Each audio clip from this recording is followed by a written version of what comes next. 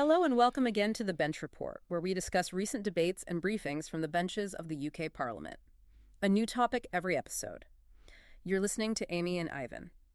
Today we're looking into that really intense parliamentary session on the government's proposed new UK digital ID system.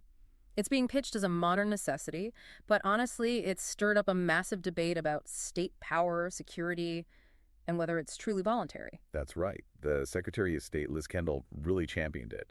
Her argument was that this puts control back in citizens' hands, getting rid of all that paperwork hassle. Like rummaging for old utility bills just to prove you live somewhere? Exactly. She called it a digital key. The idea is it unlocks smoother, more connected public services. And she pointed to other countries, didn't she? Denmark, Finland. Yes, Denmark for job applications linking automatically to school records. Finland, where they can calculate daycare fees without you needing to submit pay slips. And Estonia, too, I think. With automatic baby registration and benefits, it sounds incredibly efficient on paper. It does. But that kind of efficiency relies heavily on security and trust. That was her second main point. Security and privacy. The claim is that digitally checked credentials are much harder to fake than physical documents. Okay, and how are they planning to secure it? Because that's a huge concern. Well, she emphasized security being hardwired in, and importantly, she mentioned it uses a federated data system, so no single giant central database holding everything. Right, federated data. The idea is information is spread out, supposedly making it safer if one part is breached. But hang on. Isn't this built on the existing One Login system, the government's main sign-in system? Yes, that's the plan, building on One Login. But didn't that system itself suffer a breach back in March? That doesn't exactly inspire confidence, does it, if the foundation is shaky? That's a point the opposition hammered home. It definitely raises questions about vulnerability, even with a federated approach. And this leads us to the third pillar, the one causing the most friction. Fairness and tackling illegal working. Yes. And this is the crux of it. The plan is to make this digital ID mandatory for all employers when they perform right-to-work checks. Mandatory for employers. By the end of this parliament, that's the goal. So let's be clear. The government says getting the ID is optional for an individual. Correct. Optional to obtain. But if every employer must use it to check your right to work, then if you want a job, you effectively have to get one. It feels, well, mandatory in practice, doesn't it? That's exactly the argument from the opposition benches. Conservatives, Lib Dems, others.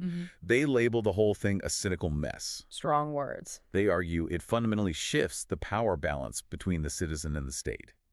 And their biggest fear seems to be mission creep. Meaning it starts with work checks, but where does it end? Precisely. Could it extend to banking, travel? There was even a suggestion mentioned in the debate about potentially extending it down to 13-year-olds eventually. Wow. Okay, and what about the security risk beyond the One Login issue? Opponents worry that even a federated system becomes a huge, tempting target for hackers if it holds identity data for millions, a sort of honeypot. A prime target. And the cost. This wasn't in the governing party's manifesto, was it? No, it wasn't. And the projected costs are staggering. Estimates are between £1 and £2 billion just to build it. Billion. With a B. Yes. Plus potentially $100 million a year to run.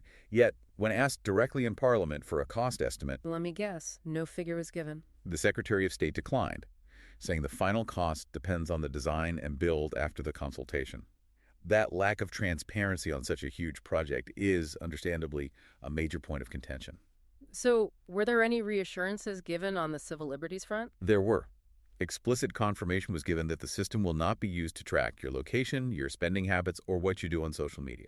That's significant. And what about penalties for individuals? Crucially, the Secretary of State confirmed there will be no sanction or penalty for an individual citizen who refuses to get the digital ID. The penalties are only for employers who failed to conduct the required checks. Okay. And who's actually building this thing? Is it being outsourced? No, another clarification was that it will be designed and built in-house by the government, building on that One Login system. Right. So ruling out big tech firms, which was another worry raised. Right. So bringing it all together for you listening, the fundamental question seems to be this.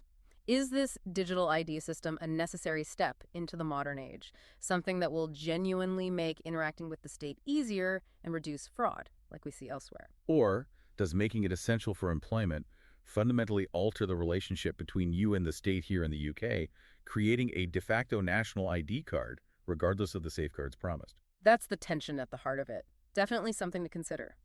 As always, find us on social media at Bench Report UK. Get in touch with any topic important to you. Remember, politics is everyone's business. Take care.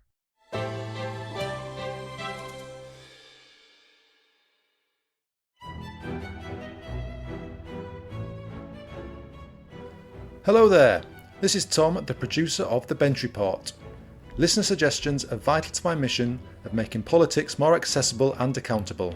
So, if you have an issue that's really important to you, personally or professionally, and want to know what those in power are doing about it, please get in touch via email or via our socials at Bench Report UK. I'll grab another coffee and start scanning those parliamentary archives.